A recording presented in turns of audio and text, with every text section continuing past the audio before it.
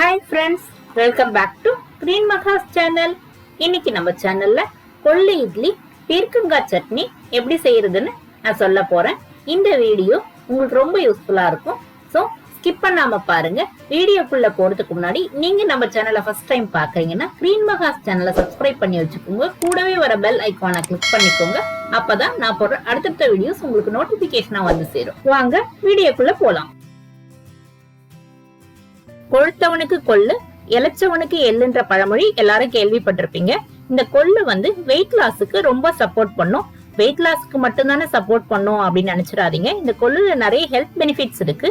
அதாவது rich protein, iron, calcium, fibres and multi vitamins இருக்கு. So இவ்வளவு பெனிஃபிட்ஸ் இருக்கிற இந்த கொள்ளை நம்ம ஏதாவது ஒரு ஃபார்ம்ல மார்னிங் பிரேக்ஃபாஸ்ட்ல எடுத்துக்கிட்டா ரொம்ப நல்லது. இன்னைக்கு நான் இந்த கொள்ளை வச்சு இட்லி எப்படி செய்யறதுன்னு உங்களுக்கு சொல்ல போறேன். வாங்க எப்படி செய்யறதுன்னு பார்க்கலாம். இதுக்காக கொள்ளு 2 டம்ளர் இந்த சைஸ்ல 2 டம்ளர் நல்லா தழைய எடுத்து ஊற வச்சுக்கிறேன். அதாவது 2 to 3 டைம்ஸ் நல்லா வாஷ் பண்ணிட்டு தண்ணி விட்டு ஓவர் நைட் ஊற வச்சுக்கிறேன். அதாவது 6ல இருந்து 7 மணி நேரம் ஊறினா போதும். இப்ப 7 மணி நேரம் ஆயிடுச்சு. இந்த கொள்ளு பயிறு பாருங்க எப்படி ஊறி இருக்கு, நல்லா ஊறி இருக்கு பாருங்க. தண்ணியும் கலர் சேஞ்ச் ஆயிருக்கு. இப்ப ஒரு மிக்ஸி ஜார்ல இந்த கொள்ளு பயிறு மட்டும் நம்ம சேர்த்துக்கலாம். தண்ணி அப்படியே இருக்கட்டும். நம்ம அரைக்கும் போது கொஞ்சம் கொஞ்சமா தண்ணி சேர்த்து அரைச்சுக்கணும். ஸ்டார்டிங்லேயே தண்ணி சேர்க்க கூடாது. நம்ம உளுந்து அரைப்போம் இல்லைங்களா, லைட்டா தண்ணி தெளிச்சு அந்த மாதிரி தண்ணி அப்பப்போ சேர்த்து அரைச்சுக்கணும். நல்லா அப்போ உபரி கிடைக்கும். நம்ம உளுந்து எப்படி அரைக்கும் போது உபரி கிடைக்குதோ அந்த மாதிரி கொள்ளு அரைக்கும் போது நல்லா மாவு உபரி ஆகி வரும், நுரைச்சி வரும். அந்த மாதிரி அரைக்கணும். அரைச்சு நான் காமிக்கிறேன் பாருங்க. இந்த பதத்துக்கு அரைச்சுக்கிறேன். இந்த இட்லிக்கு தேவையான அளவு உப்பு சேர்த்துக்கிறேன். உப்பு சேர்த்து இது கூடவே இது கொஞ்சம் கெட்டியா இருக்கு, அதனால இன்னும் கொஞ்சம் தண்ணி நான் ஆட் பண்ணிக்கிறேன். அந்த தண்ணி நான் கொள்ளு ஊற வச்சேன் பாத்தீங்களா, அந்த தண்ணியை ஆட் பண்ணிக்கிறேன். அந்த தண்ணியை வேஸ்ட் பண்ணாதீங்க. அந்த தண்ணியை ஆட் பண்ணிக்கிறேன். நல்லா கலந்து விட்டுக்கிறேன். இப்போ ரெடி ஆயிடுச்சு மாவு. நம்ம அதுக்குள்ள இந்த கொள்ளு இட்லிக்கு சைட் டிஷ்ஷா ஒரு சட்னி பண்ணிக்கலாம். கொள்ளு ரொம்ப ஹீட் கொடுக்கும். அதாவது ஹீட் அதிகமாகும் இந்த கொள்ளு சாப்பிடும் போது. அதை காம்பன்சேட் பண்றதுக்காக நான் சைட் டிஷ் பீர்க்கங்காய் சட்னி செஞ்சுக்கிறேன். அதை எப்படி செய்யணும்னா, ஃபர்ஸ்ட் ஒரு கடாயில எண்ணெய் விட்டு 1 டேபிள் ஸ்பூன் அளவுக்கு கடலைப்பருப்பு, 2 டேபிள் ஸ்பூன் அளவுக்கு உளுத்தம் பருப்பு,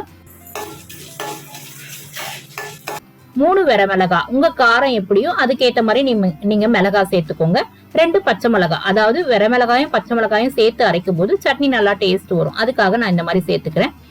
கூடவே கொஞ்சமா கறிவேப்பிலை போட்டு தாளிக்கும் போது குழந்தைங்க எல்லாம் எடுத்து போட்டுருவாங்க. அதனால நான் எப்பவுமே சட்னி அரைக்கும் போது கொஞ்சம் கறிவேப்பிலை சேர்த்து அரைச்சிக்கிறது. அதனால நான் கொஞ்சோண்டு கறிவேப்பிலை சேர்த்துக்கிறேன். அது கூட அதாவது ஒரு 10ல இருந்து 15 சின்ன வெங்காயம் ஏன் சேர்க்கிறேன்னா, அந்த ஹீட்டை இது குறைக்கும். கொள்ளுவால வர ஹீட்டை இந்த சின்ன வெங்காயம் குறைக்கும். அதனால நான் சின்ன வெங்காயம் சேர்த்துக்கிறேன். சப்போஸ் சின்ன வெங்காயம் இல்லைன்னா நீங்க பெரிய வெங்காயம் கூட சேர்த்துக்கலாம். இதை நல்லா போட்டு வதக்கிட்டு, வெங்காயம் வதங்கின பிறகு தக்காளி நல்லா பழுத்த தக்காளியா 2ல இருந்து 3 தக்காளி எடுத்துக்கிறேன். எனக்கு புளிப்பு டேஸ்ட் ரொம்ப பிடிக்கும். அதனால நான் 3 தக்காளியா போட்டுக்கிறேன்.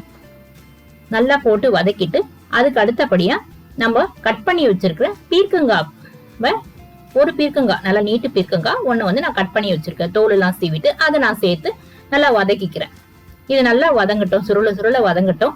இது கூட இந்த சட்னிக்கு தேவையான அளவு கல் உப்பையும் சேர்த்துக்கிறேன்.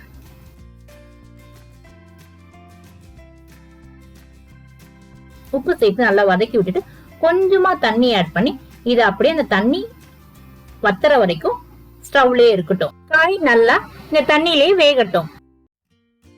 மூடி போட்டு வச்சிடுறோம். இப்ப பாருங்க, நான் இந்த தண்ணி ஓரளவுக்கு வத்தி இருக்கு. இப்ப ஸ்டவ் ஆஃப் பண்ணிடுறேன். இதை ஆற வச்சு அரைச்சிட்டோம்னா நம்ம சட்னி ரெடி ஆயிடும்.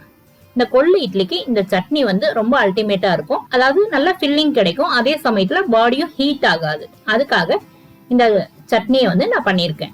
ஸோ இது ஆறட்டும். அதுக்குள்ளே நம்ம இட்லி பண்ணிடலாம். இப்போ இட்லி பாத்திரத்துல தண்ணி வச்சு கொதிக்க வச்சிருக்கேன். நான் இந்த கொள்ளு இட்லியை துணி போட்டு, அதாவது இட்லி தட்டுல துணி, காட்டன் துணி போட்டுதான் நான் ஊத்த போறேன். அதனால துணியெல்லாம் போட்டு நான் இட்லி ஊத்தி வைக்கிறேன். இந்த இட்லியை நீங்க தாளிச்சு கூட சாப்பிடலாம். இப்ப வெயிட் லாஸ்ல இருக்கிறீங்கன்னா இந்த மாதிரி சாப்பிடலாம் பிளெயினா. அப்படி இல்ல நீங்க குழந்தைங்களுக்கு எல்லாம் கொடுக்க போறீங்கன்னா இட்லியை வந்து தாளிச்சு கூட செஞ்சுக்கலாம். அதாவது எண்ணெயோ இல்ல நெய்யோ போட்டு அதுல வந்து கடுகு, உளுத்தம்பருப்பு, கடலப்பருப்பு போட்டு கொஞ்சம் நட்ஸ் எல்லாம் போட்டு, அதாவது முந்திரி, கேரட் கொஞ்சம் கட் பண்ணி போட்டு, இதெல்லாம் கட் பண்ணி போட்டு வதக்கிட்டு அந்த வதக்குனதை வந்து கொள்ளு மாவுல வந்து சேர்த்துட்டு அதை நீங்க இட்லியா ஊத்தி குழந்தைங்களுக்கு கொடுக்கலாம். இந்த மாதிரி ஊத்தி வச்சுட்டேன்.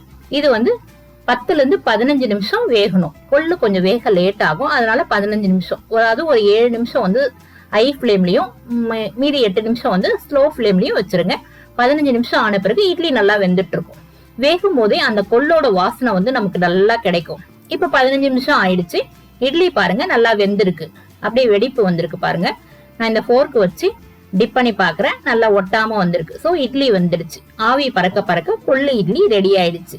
அடுத்து நம்ம சட்னிக்காக வதக்கி வச்சோம் இல்லைங்களா, அது எல்லாமே ஆறிடுச்சு. ஒரு மிக்சி ஜார்ல மாத்தி அந்த சட்னியும் அரைச்சிக்கிறேன். ரொம்ப நைஸா அரைக்க கூடாது, ரொம்ப கொரகொரன்னு அரைக்காம இடைப்பட்டதா அரைச்சிக்கிறேன். அரைச்சி அந்த சட்னியை வந்து நான் தாளிச்சுக்கிறேன். தாளிக்காம கூட சாப்பிடலாம், பட் தாளிச்சா பிளேவர் நல்லா இருக்கும், அதனால நான் தாளிச்சு கொட்டிக்கிறேன். அதாவது எண்ணெயில கடுகு உளுந்து போட்டு கொஞ்சம் கறிவேப்பிலை போட்டு தாளிச்சு கொட்டிக்கிறேன். இப்ப நம்ம சட்னியும் ரெடி ஆயிடுச்சு. ஆவி பறக்க பறக்க சூடான கொள்ளு இட்லியே ரெடி ஆயிடுச்சு. வாங்க சர்வ் பண்ணலாம்.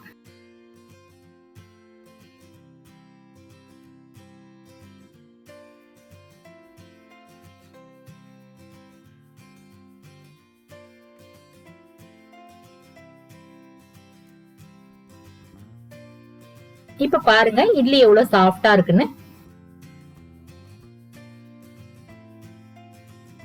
இது வந்து மார்னிங் பிரேக்ஃபாஸ்டுக்கு ரொம்ப நல்ல ஃபுட்.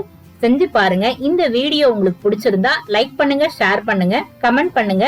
மறக்காம கிரீன் மகாஸ் சேனலை சப்ஸ்கிரைப் பண்ணி எனக்கு சப்போர்ட் பண்ணுங்க. தேங்க்ஸ் ஃபார் வாட்சிங்.